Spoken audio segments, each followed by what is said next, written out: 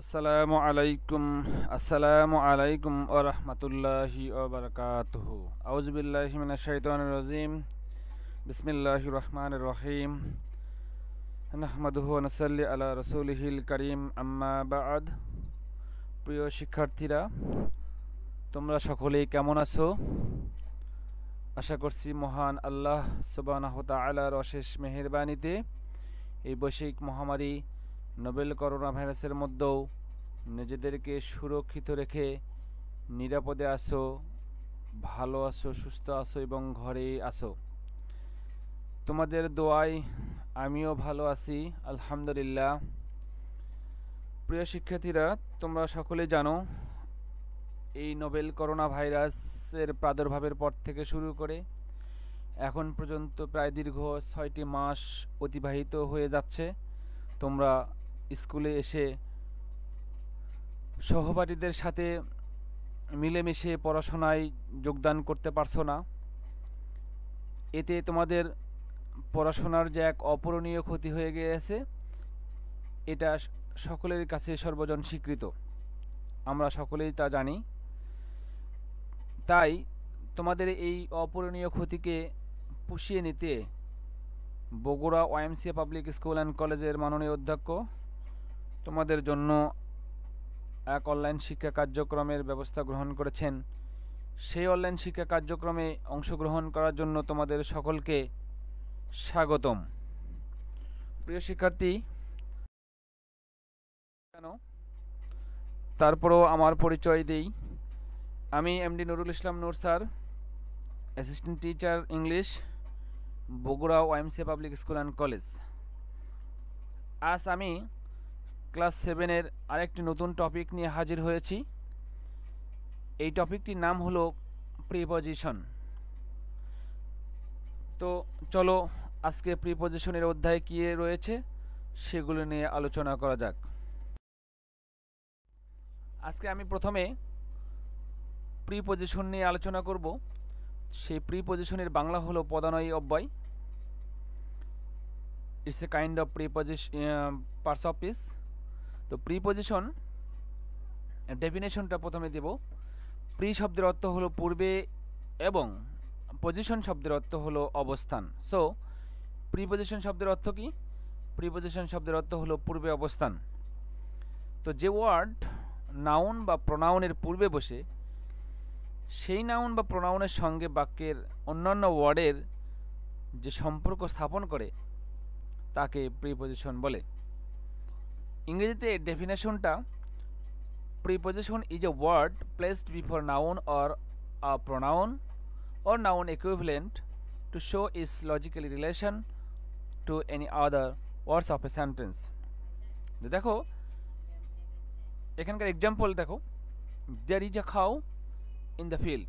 এখানে in preposition এবং তা কাউ এবং ফিল্ডের মধ্যে কী রকম সম্পর্ক স্থাপন করেছে তা বলে দেওয়ার জন্য এখানে ইনটা ব্যবহার করা হয়েছে। তো how many kinds of preposition? গঠন ও কার্যকারিতা ভেদে প্রিপজিশনের শ্রেণীবিন্যাস। তো গঠন ও কার্যকারিতা ভেদে প্রিপজিশন 8 প্রকার। The first is simple preposition. একটি ওয়ার্ড দ্বারা গঠিত প্রিপজিশনই হলো simple preposition. As for example I can give you that, in, on, by, at, with and so many like that. Next is double preposition. দুটি simple preposition যুক্ত হয়ে double প্রিপজিশনের মতো ব্যবহৃত হয়। যেমন উইদিন। দেখো, with plus in equal to within, in plus to equal to into. তো এগুলো হলো ডাবল প্রিপজিশন বলা হয়, কারণ ইন একটা প্রিপজিশন, উইথ একটা প্রিপজিশন, দুটো মিলে একত্রিত করে হয়েছে উইদিন। এটা এই জন্য এটাকে ডাবল প্রিপজিশন বলা হয়েছে। Compound preposition. Next 3 number is compound preposition. Noun, adjective বা অ্যাডভার্বের পূর্বে সিম্পল প্রিপজিশন যুক্ত হয়ে যে প্রিপজিশন গঠিত হয় তাকে কম্পাউন্ড প্রিপজিশন বলে। এখানে অনের স্থানে আ এবং বাই এর স্থানে বি হয়। যেমন about, on plus by plus out equal to about, below by plus law, এখানে অ্যাডজেক্টিভের প্রিপজিশন বাই যুক্ত হয়ে বিলো হয়েছে। দেখো the fourth number is phrase preposition, দুই বা ততোধিক প্রিপজিশন বা ওয়ার্ড একত্রে ফ্রেজ প্রিপজিশন গঠন করে। যেমন ইন ফ্রন্ট অফ, ইন একটা প্রিপজিশন, ফ্রন্ট এবং অফ মিলে একটা ফ্রেজ প্রিপজিশন গঠন করেছে। In order to, in Liu of, because of, instead of, and so many like that is a phrase preposition. Participle preposition, participle of verb যেমন present or past কখনো কখনো প্রিপজিশনের মতো ব্যবহৃত হয়ে থাকে। যেমন I saw the people walking past him. Here in the sentence walking is used here like a preposition, so it is called a participle preposition. 6 number is disguised preposition. অনেক ক্ষেত্রে লক্ষ্য করা যায় যে অন, অ্যাট এবং of প্রিপজিশনের পরিবর্তে আ অথবা ও ব্যবহৃত হয়। এরূপ আ এবং ওকে ডিসগাইজড প্রিপজিশন বলে। যেমন যদি বলা হয় he went of shopping, he went of fishing, he went of hunting. তো দেখো এখানে আমরা আ ইউজ করেছি, এখানে কিন্তু অবশ্যই ওয়ান প্রিপজিশন ব্যবহার করার কথা ছিল, কিন্তু তার পরিবর্তে আমরা আ ইউজ করেছি, আর্টিকেল আ। তো এই এখানে যে অনের পরিবর্তে যে এ ইউজ হলো, এই জন্য এখানে ডিসগাইজ প্রিপজিশন বা শব্দবেশ প্রিপজিশন বলা হয়। স্পেশাল প্রিপজিশন দ্যান এবং বাট মূলত কনজাংশন হলেও কখনো কখনো আবার প্রিপজিশন রূপে বাক্যে ব্যবহৃত হয়, তখন তাদের স্পেশাল প্রিপজিশন বলে। যেমন আই অ্যাম ওল্ডার দ্যান হার, এখানে দ্যান কিন্তু কনজাংশন না, এখানে অবশ্যই এটা প্রিপজিশন হিসেবে ব্যবহার হয়েছে। যেমন none but Allah can help us, here in the sentence none but কিন্তু এখানে প্রিপজিশন হিসেবে ব্যবহার হয়েছে। ভার্বাল প্রিপজিশন, এই জাতীয় প্রিপজিশন ভার্বের পূর্বে যুক্ত হয়ে নতুন ভার্ব গঠন করে। যেমন overlook, over plus look, overlook, withdraw, with plus draw, withdraw. তো এই হলো আমাদের গঠন এবং কার্যকারিতা ভেদে প্রিপজিশনের ক্লাসিফিকেশন। এবার চলো প্রিপজিশনের কিছু ব্যবহার দেখা। তো প্রিপজিশনের ব্যবহারের নিয়মটা কি? সাধারণত আমরা আজকে অ্যাট নিয়ে আলোচনা করব। তো preposition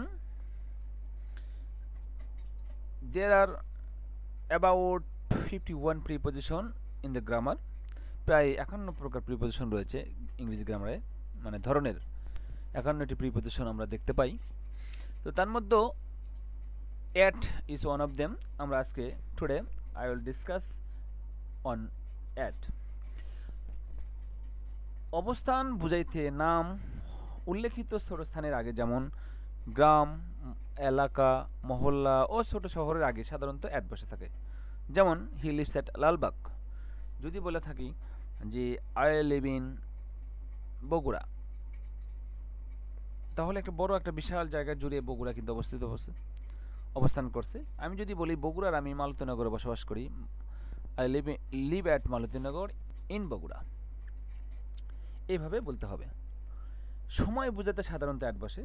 I go to bed at 10 o'clock। দেখো এখানে 10 কিন্তু সময়, টাইম বোঝাচ্ছে, যার পূর্বে আমাদের অ্যাট বসানো হয়েছে।